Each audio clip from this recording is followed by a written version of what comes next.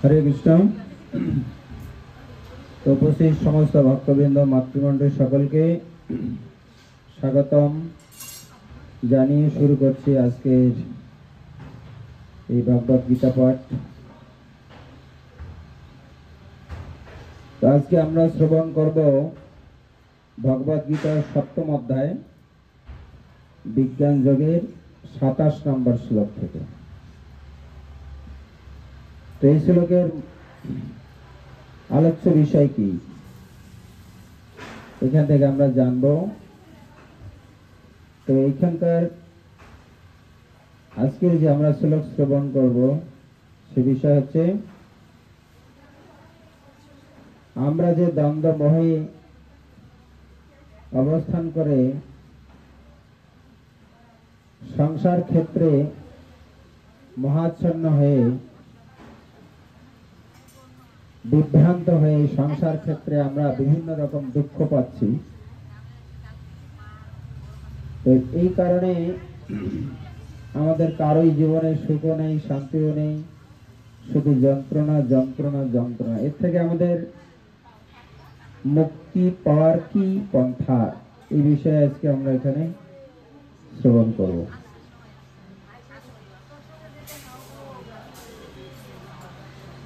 তো সকলে বলবেন, এই শ্লোকটি আমরা আবৃত্তি করছি। প্রথম, ইচ্ছাদেশ সমুত্থেন দ্বন্দ্ব মোহেন ভারত সর্বভূতানি সম্মোহং স্বর্গে যান্তি পরম তপ। অনুবাদ, ভগবান শ্রীকৃষ্ণ অর্জুনকে উদ্দেশ্য করে বলেছিলেন, হে ভারত, হে পরম তপ, ইচ্ছা ও দেশ থেকে উদ্ভূত দ্বন্দ্বের থেকে বিভ্রান্ত হয়ে সমস্ত জীব মহাচ্ছন্ন অবস্থায় জন্মগ্রহণ করে।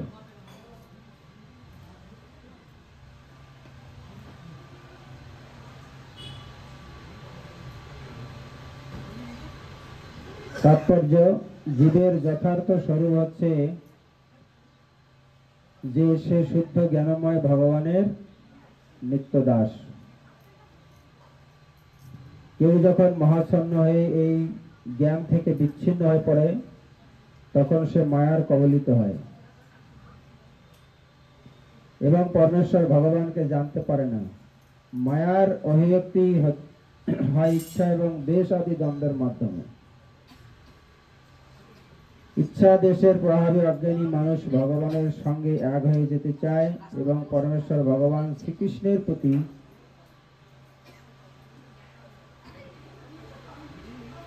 ঈর্ষাপরায়ণ হয়ে ওঠে। ইচ্ছা ও দেশের মোহ অথবা কলুষ থেকে মুক্ত ভগবানের শুদ্ধ ভক্তেরা বুঝতে পারেন যে ভগবান শ্রীকৃষ্ণ তার অন্তরঙ্গা শক্তির প্রভাবে এই জড়জগতে অবতীর্ণ হন।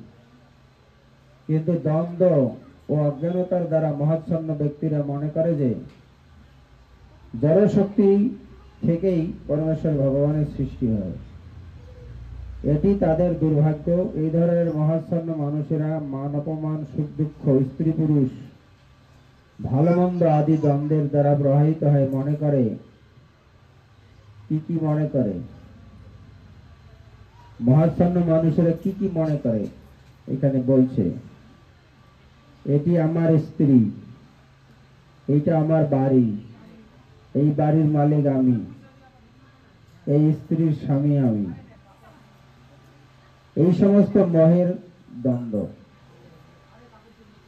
এভাবে দ্বন্দ্বের দ্বারা মোহিত হয়ে তারা সম্পূর্ণ অজ্ঞান প্রাপ্ত হয় এবং তাই তারা পরমেশ্বর ভগবানকে জানতে পারে না। হরে কৃষ্ণ। এই শ্লোকের তাৎপর্য এখানে সমাপ্ত। জয় জগৎগুরু শিল প্রভুপাদ কি জয়, শ্রীমদ্ ভগবদ গীতা কি।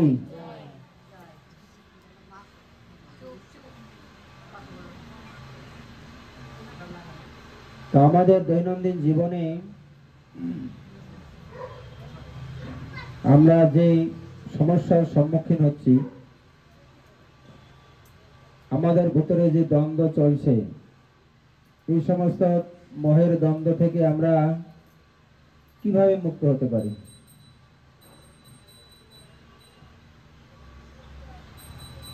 এখানে প্রভুপাদ ব্যাখ্যা করছেন যে এই যে মোহের দ্বন্দ্বের দ্বারা প্রভাবিত হয়ে আমরা মনে করছি এই সংসার, এই গৃহের, এই স্ত্রী পুত্রের মালিক আমি এদের জন্মদাতা, আমি এদের মুক্তিদাতা, আমি কাজ করলে এরা খাবে, আমি না কাজ করলে এরা মরে যাবে, তাই না? এইভাবে মোহে পরে সংসার ক্ষেত্রে জীব হাবু আর ডুবু খাচ্ছে। হাবু ডুবু বুঝেন তো? একবার ভাসে, একবার ডুবে।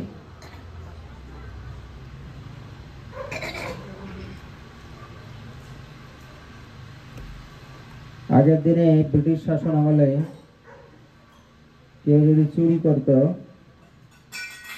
ওকে জলে চুবানো হতো, বুঝলেন? কিছুক্ষণ জলে চুবিয়ে ধরবে, মানে ও তখন মরণাপন্ন, জলের নিচে কতক্ষণ থাকবে, তাই না? তখন ওকে জল থেকে একটু নিঃশ্বাস নেওয়ার জন্য উপরে তোলে মাথাটা, আবার চুবায়। এইভাবে সারাটা দিন ধরে ওকে খালি জলে চুবায়। আর যখন ও একটু নিঃশ্বাস নিতে পারে, তখনই মনে করে যে আমি বাঁচলাম, সাথে সাথে আবার চুবায়। তো এটাকে বলা হয় হাবুডুবু, বুঝলেন? আমরা এই সংসারে হাবুডুবু খাচ্ছি। যখন খুব কাজের চাপ, তখন মনে হয় ডুবে গেলাম, যেই কাজটা শেষ হয়ে গেল, যেন আমি বাঁচলাম, তাই না?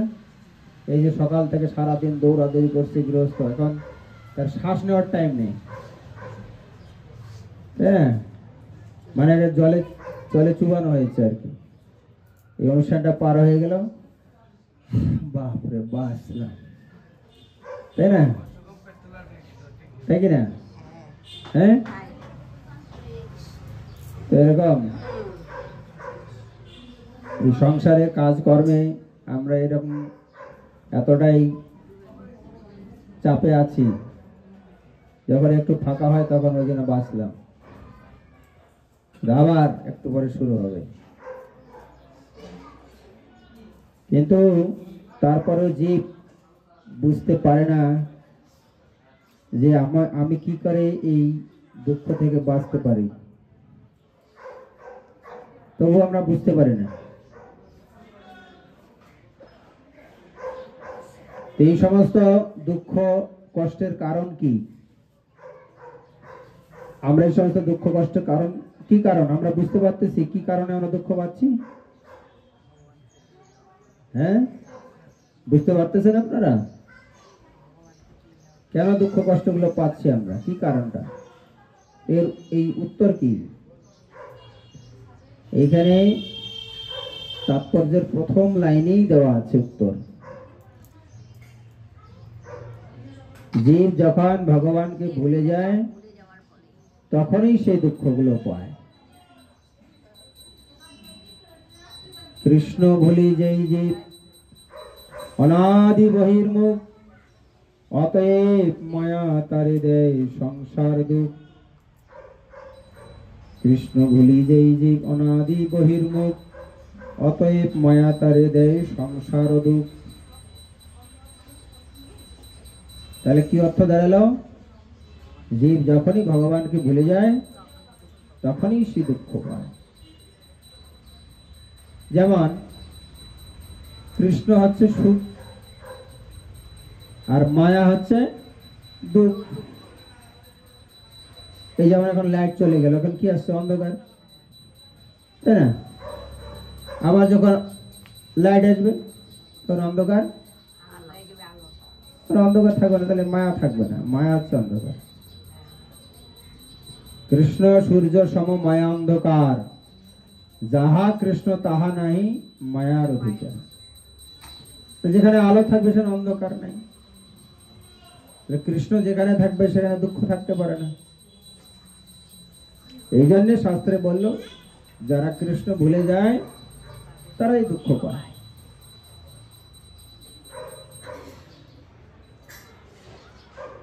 তো দুঃখ পাওয়ার কারণ হচ্ছে কৃষ্ণ ভুলে যাওয়া।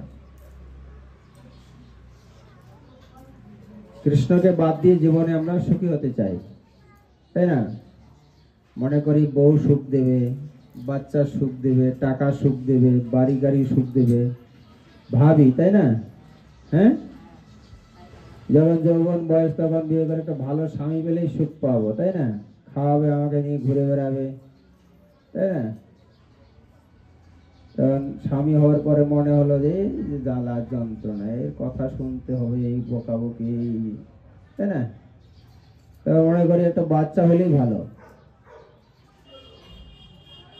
তো বাচ্চা পেয়েও সুখী হয় না, কথা শোনে না, পড়াশোনা করে না, মা দিন রাত বকাবকি করে। আবার মন্দিরে গিয়ে বলে, প্রভু একটু মাথায় হাত দেন তো, মাথাটা যেন ঠিক হয়, তাই না? তাহলে বাচ্চা পেয়েও শান্তি পেল না। এবার যখন বড় হয়ে গেল, যুবক, তখন আরো চিন্তায় আছে, বৌমাটা কেমন আছে, তাই না? চিন্তা আছে কিনা? হ্যাঁ, তাহলে এবার বুঝুন, তাহলে আমরা কি বুঝতেছি? আসলে এগুলোতে সুখ আমরা দেখি, কিন্তু সুখ নাই। এই জন্য বলছে মরীচিকা, দুপুর বেলায় যদি বালুর দিকে তাকান, মনে চিকচিক করে জ্বলছে, ওখানে জল আছে, কিন্তু জল নাই, কাছে গিয়ে দেখো। এইরকম এই জগতে আমরা মনে করি এই সংসারটা মানে এরা সুখে আছে, সবাই বউ পেয়ে ভালো আছে, বাচ্চা পেয়ে ভালো আছে, টাকা পেয়ে ভালো আছে, এটা মনে হয়। এই জন্য আমরা এগুলোর পিছনে ছুটছি সুখের জন্য, কিন্তু এখানে শাস্ত্র কি বলল? প্রকৃত সুখ হচ্ছে ভগবান। ওগুলিতে সুখ নাই, সুখের আভাস আছে। বুঝে গেল? ওগুলিতে সুখ নাই, সুখের আভাস, আভাস মানে মনে হচ্ছে আছে। তাহলে সিদ্ধান্ত কি হলো? যদি আমরা সুখী হতে চাই, তাহলে কি করতে হবে? কৃষ্ণ স্মরণ করতে হবে। কৃষ্ণ ভুলে যাওয়ার কারণে দুঃখ পাচ্ছি, তাহলে কৃষ্ণ স্মরণ করলে সুখ আসবে।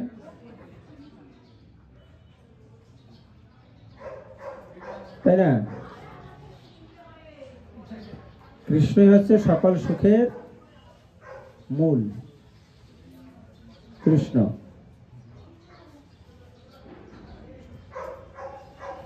তাহলে আমরা কি সুখ চাচ্ছি কিনা? হ্যাঁ, আমরা সুখ চাই। প্রকৃত সুখ কারা কারা চায়? প্রকৃত সুখ হচ্ছে ভগবানকে স্মরণে রাখা। আমাদের এই আলোচনা থেকে আমরা বুঝতে পারছি তো? কি হা বা না কিছু কথা বলুন। আমার কথা বুঝে আসছে আপনাদের?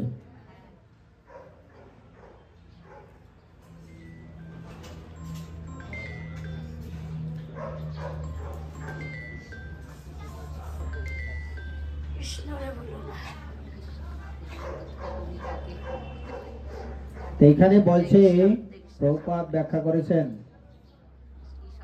জীবের যথার্থ স্বরূপ হচ্ছে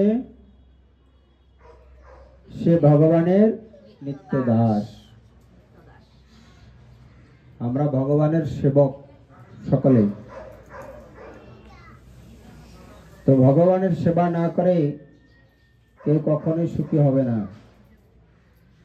এই জগতে এই যে এটি হচ্ছে মোহের দ্বন্দ্ব, যে যেখানে গেলে সুখ পাবো সেখানে আমরা সুখ সন্ধান না করে যেখানে সুখ নাই সেখানেই ছুটছি। এটাই হচ্ছে মোহ, মোহের দ্বন্দ্ব। এই জন্য জ্ঞানী ব্যক্তি তারা কি করছে? সংসার সবকিছু পরিত্যাগ করে বৃন্দাবনে গিয়ে রাধা মাধবের আরাধনা করছে। তারা প্রকৃত সুখী হবে। এখানে যারা গৃহস্থ তারাও সুখী হবে। মহাপ্রভু আমাদেরকে বলে দিয়েছেন, কৃষ্ণের সংসার করো ছাড়িও না চাও। যে সবাই বাড়িঘর স্ত্রী পুত্র পরিত্যাগ করে যেতে পারবে না, তো গৃহে থেকেই সংসারকে কৃষ্ণমুখী করতে হবে, কৃষ্ণের সংসার করতে হবে, ব্যাস। কৃষ্ণের সংসার করো ছাড়িও না চার, জীবে দয়া কৃষ্ণ নাম সর্বধর্মসার। কৃষ্ণের সংসার করতে হলে কৃষ্ণের সংসার কি করে করবেন? সকালে ঘুম থেকে উঠবেন, কৃষ্ণ ভগবানের সেবা করবেন, স্নান করবেন, ভগবানের সেবা দেবেন, আরতি করবেন, আবার দুপুরবেলা রান্না করবেন, ভগবানকে দিবেন, সেবা নেবেন, আবার সন্ধ্যাবেলায় ভগবানকে আরতি করবেন, সেবা দিবেন, সেবা নিবেন, শুয়ে পড়বেন। ইনকাম করবেন ভগবানের জন্য, রান্না করবেন ভগবানের জন্য, বাজার করবেন ভগবানের জন্য, বাড়ি বানাবেন ভগবানের জন্য, সন্তান জন্ম দিবেন ভগবানের সেবার জন্য। এর নাম হচ্ছে কৃষ্ণ সংসার। সন্তান জন্ম দিবেন নিজের সেবার জন্য নয়, ভগবানের সেবার জন্য। ভগবানকে বলতে হয়, প্রভু এমন এক সন্তান দাও যাতে তোমার সেবা করবে। ভগবানেরও হবে, তাহলে আপনারও হবে। এইভাবে কৃষ্ণের সংসার করতে বলেছেন। কিন্তু এই সংসারের মানুষ কি করে? কৃষ্ণ কেন্দ্রিক সংসার করে না, সংসার করে স্ত্রী পুত্র কেন্দ্রিক। গৃহস্থ দিন রাত পরিশ্রম করে স্ত্রী পুত্রকে সুখী করার জন্য, তার জীবনের সর্বস্ব শক্তি দিয়ে তাদেরকে সুখী করার চেষ্টা করে, কিন্তু তার এই পরিশ্রমের মূল্য তারা কেউ দেবে না। ঠিক আছে? সে যে দিন রাত পরিশ্রম করে স্ত্রী পুত্রের মুখে একটু হাসি ফোটার জন্য যে কষ্টটা করছে, তার প্রতিদান কেউ দেবে না, কেউ দেবে না। ছেলে মেয়ে সে প্রতিদান দেয় যে বাবা আমাদেরকে কত কষ্ট করে বড় করেছে, মা কত কষ্ট করে জন্ম দিয়েছে। সন্তান এর মূল্যবোধ উপলব্ধি করতে পারে না।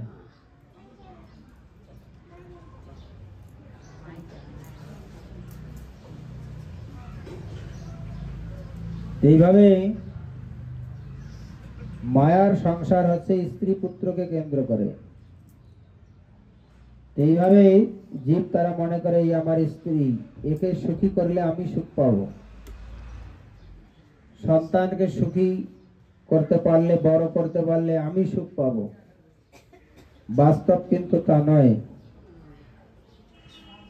ভগবানকে কেন্দ্র করে সকলকে কৃষ্ণ ভক্ত তৈরি করে, সবাইকে কৃষ্ণ ভক্তিতে যুক্ত করে, তাহলে নিজে আর পরিবারের সকলে শান্তি পাবে।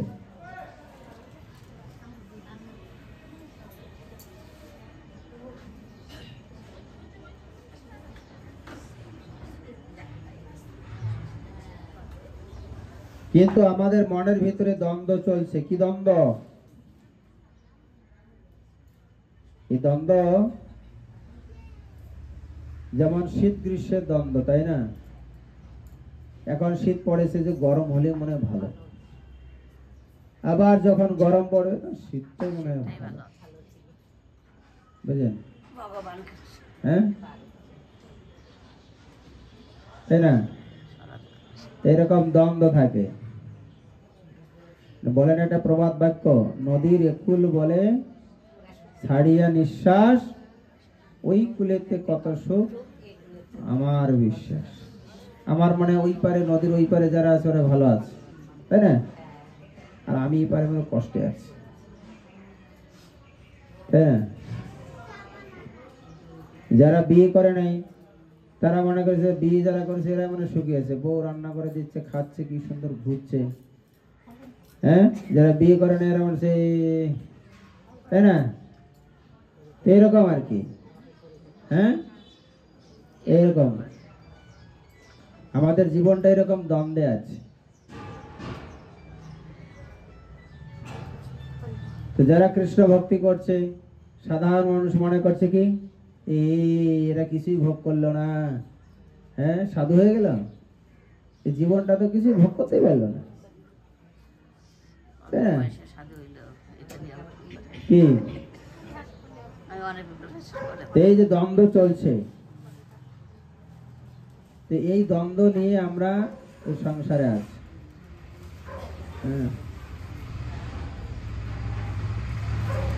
এই জন্য ভগবান বলছে এই দ্বন্দ্ব মোহ অজ্ঞানতার কারণে হয়। অজ্ঞানী ব্যক্তিরা দ্বন্দ্ব মোহের মধ্যে থাকে, পড়ে থাকে। যখন তার মধ্যে জ্ঞান চক্ষুর উদয় হয় তখন তার এই দ্বন্দ্ব মোহ থাকে না। প্রবাদ বাক্য আছে, যেমন দিল্লি কা লাড্ডু, যে খাবে সে পস্তাবে, আর যে খাবে না সেও পস্তাবে। এই সংসার ক্ষেত্রটা হচ্ছে এরকম দিল্লির লাড্ডুর মতো। এই জন্য ভগবান এখানে বলছে আমরা দ্বন্দ্ব মোহের মধ্যে পড়ে আছি। যখন আমাদের জ্ঞান চক্ষুর উদয় হবে তখন এই দ্বন্দ্ব মোহ থাকবে না। কেন? যে আমরা দুঃখগুলো পাচ্ছি ভগবানের সেবা থেকে দূরে থাকার ফলে। আমাদের ভগবানের সেবায় যুক্ত হতে হবে, ভক্তি করতে হবে, ভগবানকে ভালোবাসতে হবে। কিন্তু মানুষ একটা প্রশ্ন আমাদের সামনে তুলে দেয় বারবার, বললাম তো যে এখনই কি হলো, এত তাড়াতাড়ি ভগবানকে ভালোবাসার কি দরকার, তাই না? বৃদ্ধ বয়সে গিয়ে ভালোবাসবেন, এখনই কি দরকার, তাই না? এখন বউকে ভালোবাসো, আর বাচ্চাকে ভালোবাসো, তাই না? এখন কুত্তাকে ভালোবাসো, তাই না? বিড়ালকে ভালোবাসো, মাছকে ভালোবাসো, নাতি নাতনিকে ভালোবাসো, তাই না?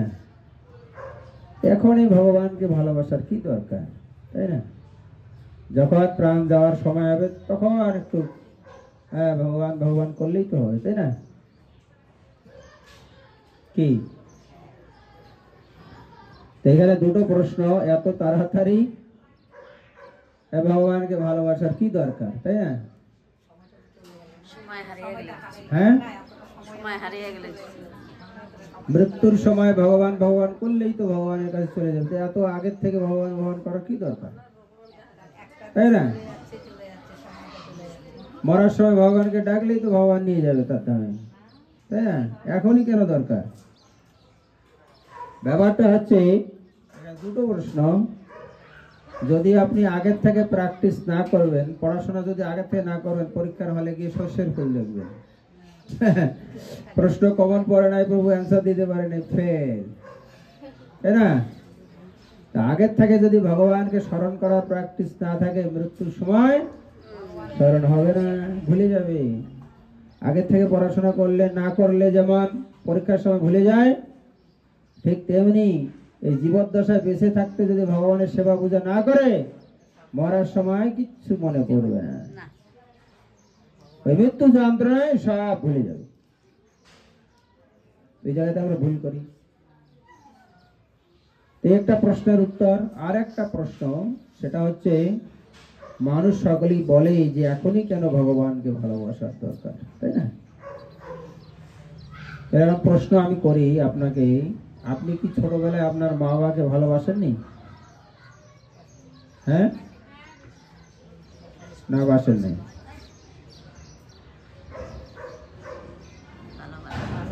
কি ছোটবেলায় মা বাবাকে ভালোবেসেছিলেন?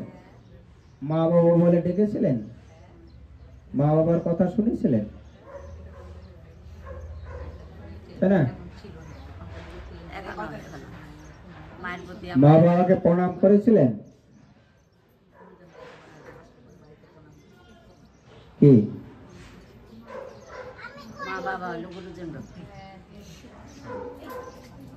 তাহলে বাল্যকালে যদি আমরা মা বাবাকে ভালোবাসি, তাকে প্রণাম করি, তাকে সেবা করি, তার কথা শুনে চলি, তাই না?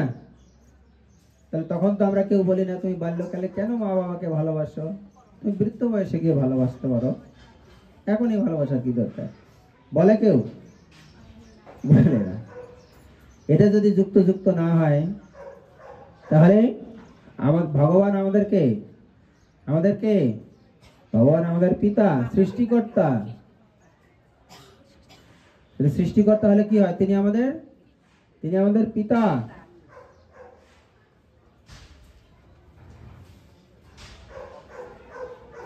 তাই না? ভগবান আমাদের সৃষ্টিকর্তা, তিনি আমাদের পিতা। তাহলে কি আমরা বাল্যকাল থেকে সন্তানকে সেই পিতাকে ভালোবাসতে শেখাবো না? বাল্যকালে ভগবানকে আমরা ভালোবাসবো না? যুক্তি কি তাই বলে? বর্তমান হিন্দু সমাজ আমাদের সন্তানদেরকে এত শিক্ষা দিচ্ছে, কিন্তু সংস্কার দিচ্ছে না। আমাদের সন্তানকে প্রকৃতপক্ষে মা বাবাকে ভালোবাসতে শিক্ষা দেই না। এই জগতের মা বাবাকে ভালোবাসতে শিক্ষা দেই না, আর সৃষ্টিকর্তা পরমপিতা তাকেও ভালোবাসতে শিক্ষা দেই না। যে কারণে পরিণতি খুব খারাপ। বৃদ্ধ বয়সে বৃদ্ধাশ্রম যেতে হবে। ছেলে মেয়ে আপনার সেবা করবে না। এই জগতের মা বাবা যেহেতু সেবা করে না, তাহলে আর একজন পিতা রয়েছে সৃষ্টিকর্তা, তার সেবাই বা কি করে করবে? যে কারণে আমাদের সন্তান সুখী হয় না। এই মাতা পিতার সম্মান করে না, সেবা করে না, ভালোবাসে না, আর পরম পিতা ভগবানকেও ভালোবাসে না, তার সেবা করে না। এই মা বাবাকে, এই জগতের মা বাবাকে চেনে না, আর ওই মা বাবাকে কি করে চিনবে? তাই না? এই মা বাবা জন্ম দিল, খাওয়ালো, পড়লো, কত কষ্ট করে, তার মূল্য কি আছে? সন্তান বোঝে না। যে ভগবান আমাকে প্রতিনিয়ত পালন করছে, জল দিচ্ছে, অক্সিজেন দিচ্ছে, আলো দিচ্ছে বাঁচার জন্য ফ্রি, তো তার প্রতি আমি কতটা কৃতজ্ঞ।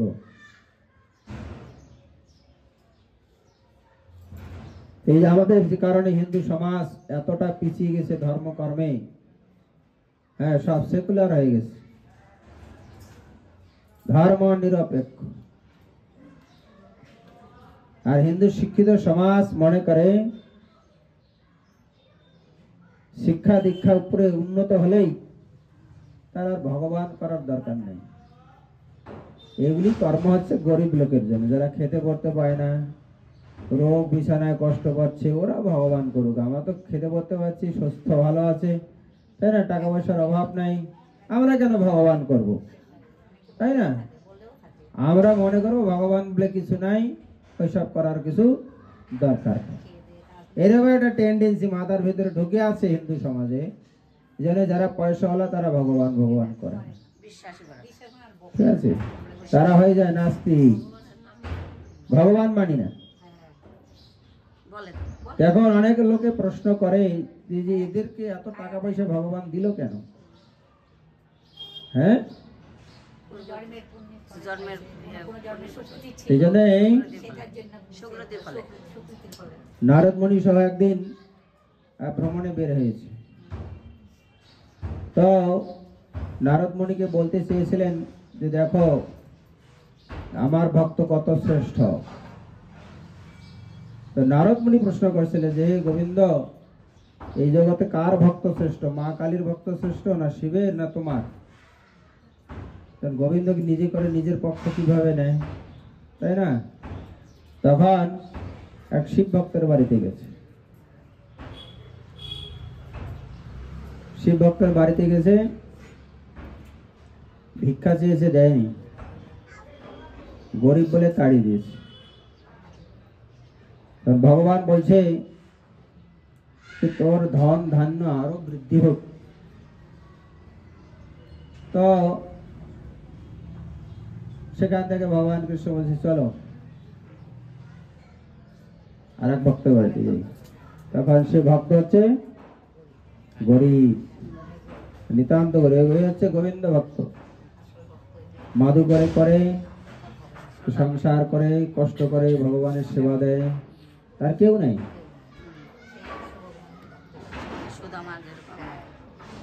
এইভাবে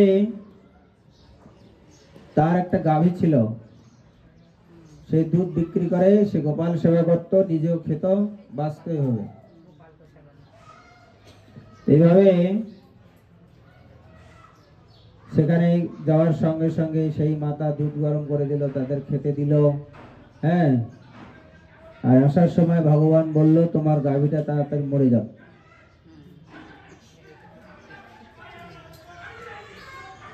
তখন নারদ মুনি আশ্চর্য হয়ে জিজ্ঞাসা করলেন, ভগবান ওখানে সেবা দিল না, আর তুমি বললা আরো ধন সম্পত্তি হোক, আর এই তোমার এত যত্ন করে সেবা দিলে, তার তুমি আশীর্বাদ দিলে গাভী মরে যাক, এই কি তোমার বিচার প্রভু, তোমার লীলা বুঝতে পারছি না। হ্যাঁ, তখন ভগবান নারদ মুনির এই কথা শুনে বলছে, ওই যোগে ধন সম্পত্তি দিলাম না, ওই ধন সম্পত্তি নিয়ে পড়ে থাকবে, ও আমাকে পাবে না। আর এই যে এর গাভী, এই যে গাভী মাতার উপরে ও নির্ভর করে আছে, গাভীর দুধ খেয়ে ও বেঁচে আছে, গাভী মরে গেল মানে কি, এখন আমার প্রতি শরণাগত হবে, হে গোবিন্দ আমাকে সরাসরি ডাকবে, এখন ও গাভীর উপরে নির্ভর করে আছে। এই গাভীটা তুলে নিলাম, এখন সে আমার উপর নির্ভর হবে, আর আমার উপরে নির্ভর হলে সে আমার ধামে পৌঁছে যাবে। এটাই গৌর হরি বলে, এই জন্মেই তার হয়ে যাবে।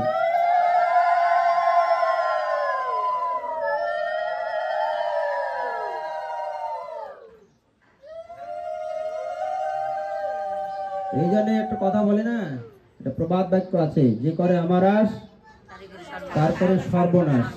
সর্বনাশ, হ্যাঁ, যে এই গল্পটা বা এই লীলাটা হচ্ছে তার প্রমাণ। সর্বনাশ এই জন্যই করে যে ভক্ত যেন তাকেই লাভ করে, তাকেই পায়। সর্বনাশ করার অর্থ হচ্ছে সেই ভক্ত যেন তাকেই লাভ করতে পারে। কিন্তু আমরা উল্টা ধরি, ওই সর্বনাশ করবে তাহলে তো গোবিন্দ ভক্ত হওয়া যাবে না, তাই না? তাহলে তো আমার ধন সম্পদ থাকবে না, তাহলে তো আমার বাড়িঘর থাকবে না, তাহলে তো আমার ছেলে মেয়ে থাকবে না, তাই না? যেমন বৃন্দাবনে বটবৃক্ষে, যে বটবৃক্ষে ভগবান বসে বংশী বাজাতেন, হ্যাঁ হ্যাঁ, কি বট? বংশী বট।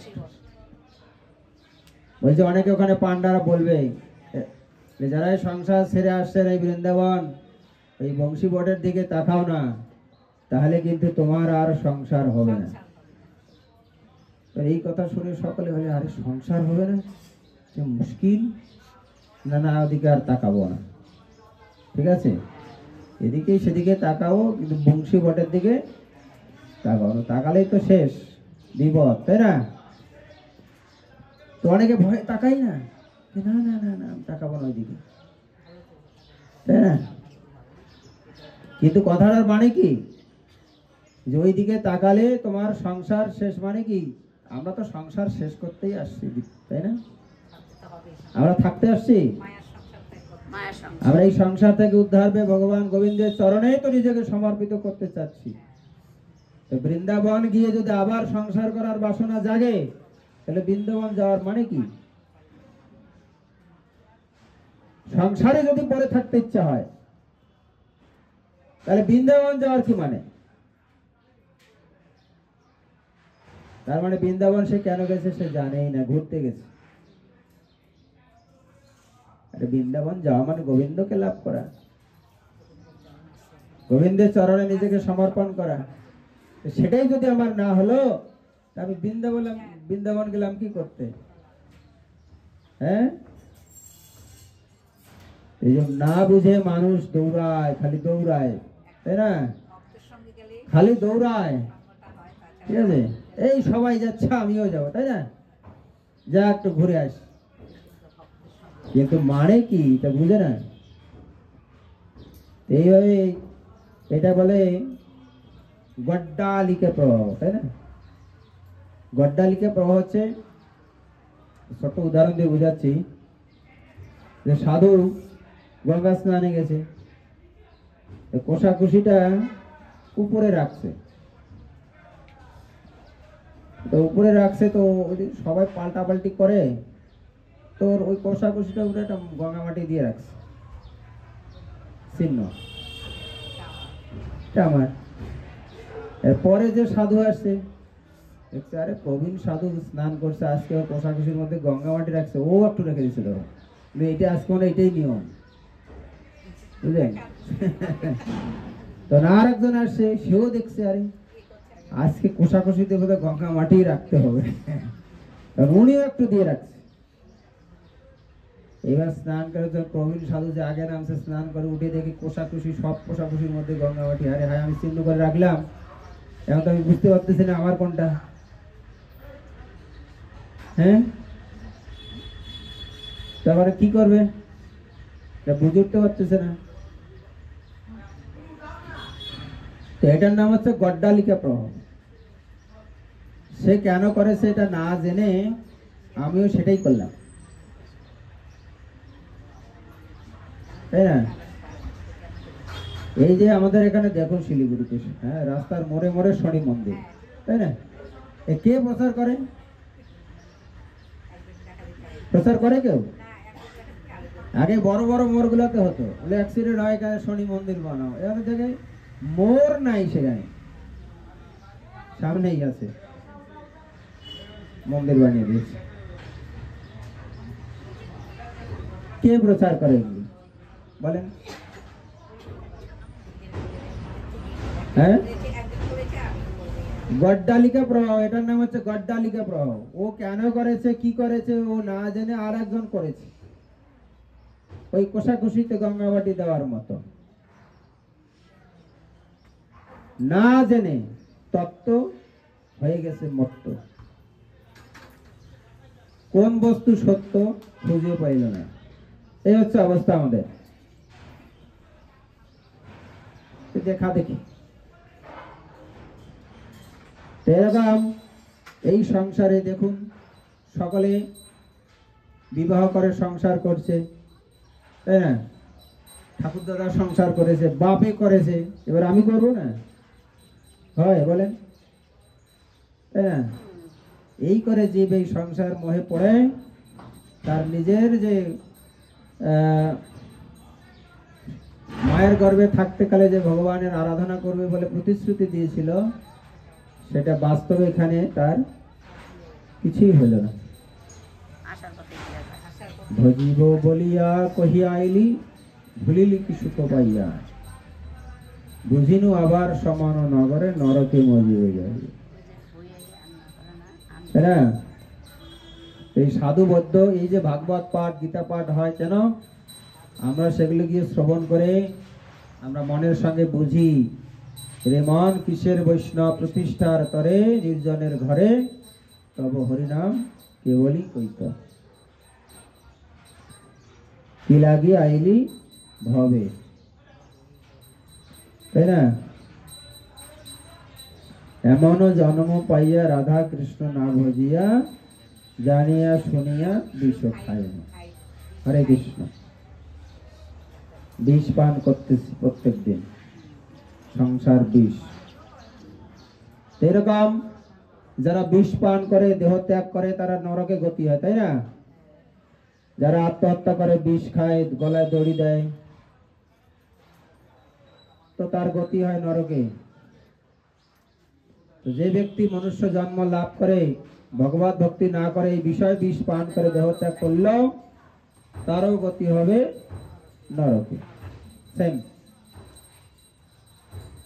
এটা মানুষ আত্মহত্যা করলে আমরা কষ্ট পাই, আহা কি দুঃখ ছিল, কেন মনের কথাটা বললো না, এই অল্প বয়সে মরে গেল সুইসাইড করে, বেচারা, কি দরকার ছিল। কষ্ট করি কিনা, কষ্ট পাই কিনা বলেন? এই সুইসাইড করলে তার জীবনের দুঃখের সমাধান হলো না, দুঃখ আরো বাড়ল। এই আত্মাটা কোনো শরীর পাবে না, ঘুরে বেড়াবে, অনন্তকাল ঘুরে বেড়াবে, ভূত প্রেত হয়ে।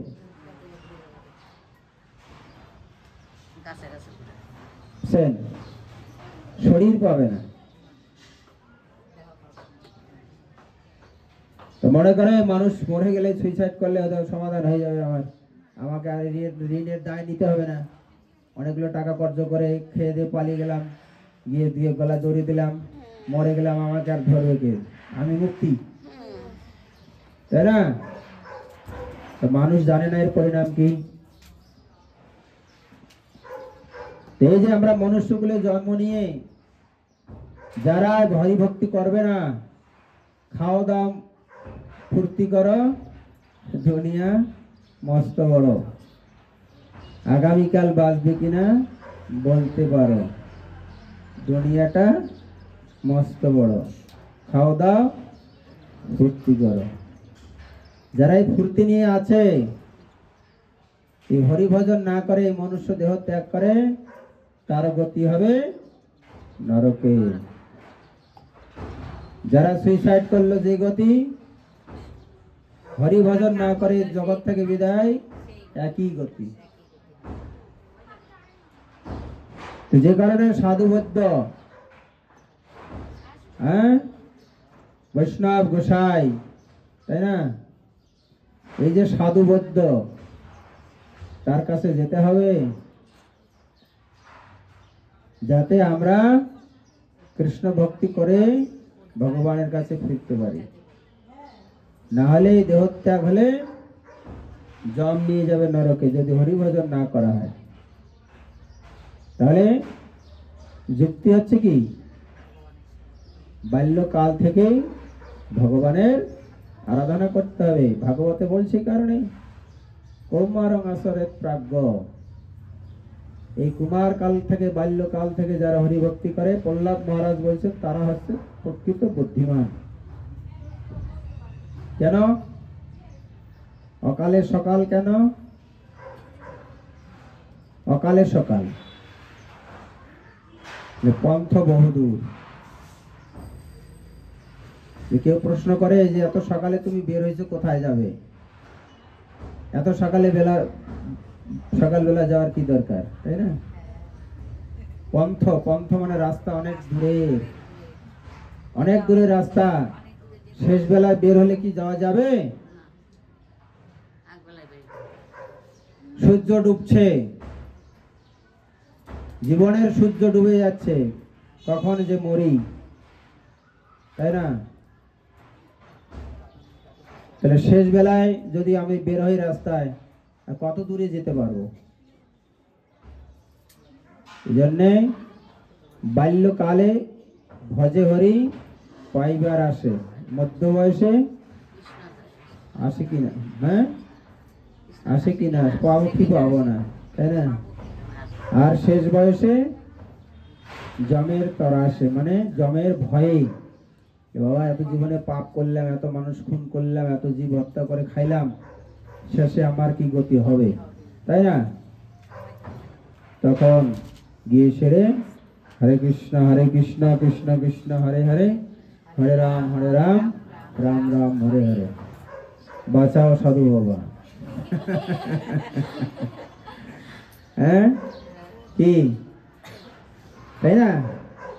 সাধু বাবা বাঁচাও, হ্যাঁ তাই না? সাধু বাবা বাঁচাও, আমাকে রক্ষা করো, এত জীবনে পাপ করলাম, হ্যাঁ এত জীব হত্যা করলাম, হ্যাঁ ধরে ধরে খাইলাম, আমার কি হবে, তাই না? এবার সাধু বাবা বাঁচাও, তাই না? সাধু বাবা দয়ালু কি করবে, যে ঠিক আছে, হ্যাঁ যা করেছে পাপ, গোবিন্দ সব করবে মাপ, হ্যাঁ যদি তুমি সেই চরণ ধরতে পারো, তাই না? বলছে আশ্রয় লইয়া ভজে, তারে কৃষ্ণ নাহি ত্যাজে, আর সব মরে অকার। যাই হোক, শেষ বেলায়ও যদি হরে কৃষ্ণ করা যায়, তাহলেও ভগবান একটা ঘরে মাতৃগর্ভে জন্ম দিতেই পারে। যাও, হ্যাঁ সেখান থেকে বাল্যকাল থেকে তার হরিভজন শুরু হবে। অ্যাটলিস্ট তার নরকে গমন হলো না, তাই না? পরজন্মে মানুষ কুলে জন্ম পেয়ে সে যদি হরিভজন করে, চান্স, তাই না? চান্স পেল। কিন্তু হরি ভজন যদি একবারই না করবে, এই জগৎ থেকে বিদায় হবে, তাকে তার অনন্তকাল ধরে নরক যন্ত্রণা ভোগ করতে হবে। যেন একটু হলে ভক্তি করা উচিত। ভগবান গীতায় বলছেন, স্বল্পমপ্যস্য ধর্মস্য ত্রায়তে মহত ভয়াৎ। হে অর্জুন, কেউ যদি আমার জন্য একটুখানি ভক্তি করে, অল্প, অতি অল্প, তাকেও আমি সংসার মহাভয় থেকে উদ্ধার করি। তাই না? সারাদিনে ভগবানকে ডাকতে পারে নাই, সময় পায় নাই। সারাদিন গিয়ে সেরে একবার হরে কৃষ্ণ বলেছে, মানে এক মালা জপ করেছে, বেশি পারে নাই। তাও ভগবান তাকে রক্ষা করবে। কিন্তু যদি কিছুই না করবে, তাহলে কি করবে ভগবান? তাই না? এই জন্য আমরা বলি, সারাদিন তুমি 16 মালা পারো না, এক মালা তো জপ করো। সারাদিনের কাজের মধ্যে না পেরে রাত্রে শোয়ার সময় তো অন্তত একবার করো। তাই না? আমরা এতটাই অলস, তাই না? হ্যাঁ, কি এতটাই অলস, রান্না করে তো খাওয়াচ্ছে, পারলে যদি আমাকে খাইয়ে দেয় আরো ভালো। তাই না? মানে কত সুবিধা যে আমরা চাচ্ছি। এই জন্য মানুষ ভাবে, আমার তো ধর্ম কর্ম করার সময় নেই প্রভু, আমি কিছু টাকা দিব, আপনি আমার হয়ে হরে কৃষ্ণ করবেন। ঠিক আছে, আমি তো করতে পারলাম না, এত ব্যস্ত সংসারে, আপনি আমার হয়ে একটু হরে কৃষ্ণ করবেন। বা আমার মা বাবা মরে গেল, যে আমার বাড়িতে এসে একটু হরে কৃষ্ণ করে একটু প্রসাদ টসাদ খাবেন, যাই আমার মা বাবা একটু উদ্ধার হয়ে যায়। তাই না? কি ঠিক কিনা বলেন? হ্যাঁ, আমরা একটু সেবা টেবা নিয়ে আমাদের পাপ টাপ গুলো নিয়ে একটু আমাদেরকে উদ্ধার টুদ্ধার করে দেন আর কি। যাই হোক, তাই না? কি হ্যাঁ কি না বলেন? ঠিক বলছি কিনা? আমরা কত অলস। হ্যাঁ, সারাদিনও একবার হরে কৃষ্ণ করার টাইম নেই আমাদের। যাই হোক, সকালে একটু ভগবানের নাম করুন, একাদশী করুন, এই গীতা ভাগবত পড়ুন, তুলসী সেবা করুন। একাদশীতে অবশ্যই পঞ্চদানা শস্য খাবেন না। এইভাবে চলার চেষ্টা করুন, তাহলে ভগবান আপনার উপর প্রসন্ন হবে। আজকে এখানে রাখছি। হরে কৃষ্ণ কৃষ্ণ কৃষ্ণ হরে হরে, হরে রাম রাম রাম হরে হরে। জয় জয় নিতাই গৌর শ্রীধরা প্রমানন্দে।